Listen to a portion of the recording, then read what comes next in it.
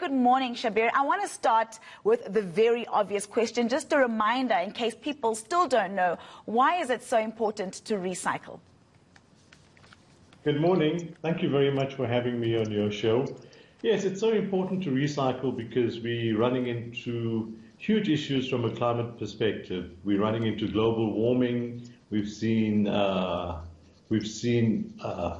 we've seen droughts, we've seen all kinds of changes, and really it's man's activities, humans' activities that have really impacted on the carbon footprint.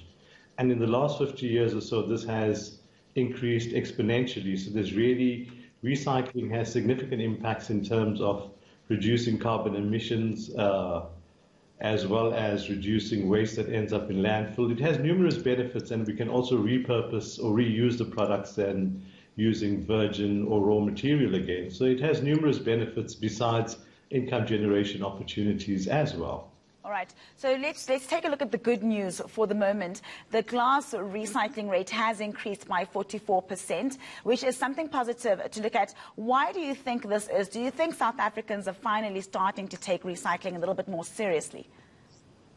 Yes, it's really positive because initially when we started 15 years ago, there was significant levels of apathy amongst especially the mid to high income groups in terms of recycling.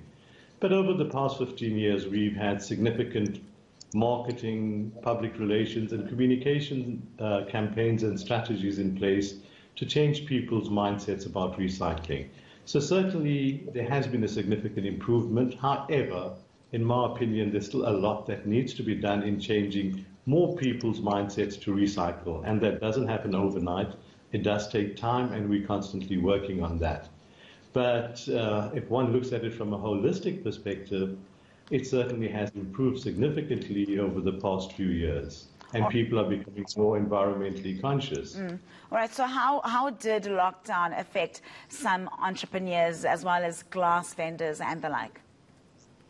Well, the lockdown, especially the ban on alcohol sales, had a devastating impact on the entire value chain for the glass industry. If we take the glass manufacturers who manufacture glass bottles and jars, they were impacted severely, where approximately 82% of all glass packaging goes into alcoholic beverages. So the impact of that is there was very little glass that was being manufactured because very little was needed as a result of the alcohol ban. The ban was lifted, however, subsequently to that, the second ban, as we all know, was implemented, and that caused further strife on the industry. So basically the glass manufacturers in South Africa, who are members of the Glass Recycling Company, have really been on their knees in the sense that they have had very little source of income. However, this has a domino effect because we at the Glass Recycling Company promote and facilitate the process of glass recycling. Now, with the glass manufacturers going through a dire financial situation, they had to stop taking any glass because they had to preserve cash. So they could not buy glass, and the impact was on entrepreneurial buyback centers where we have set up thousands throughout the countries. They were not buying glass, and the final impact was on the 50,000 glass collectors we had who could not sell their glass. So it's really had a knock-on effect on the entire value chain, which has had a devastating impact on the glass manufacturing as well as the glass recycling industries. And I guess also worth mentioning, and quite sadly actually, is that the people who are most affected are those who were previously disadvantaged. Oh, certainly. I mean, definitely it is people who were previously disadvantaged. And we at the Glass Recycling Company, our commitment is towards true empowerment.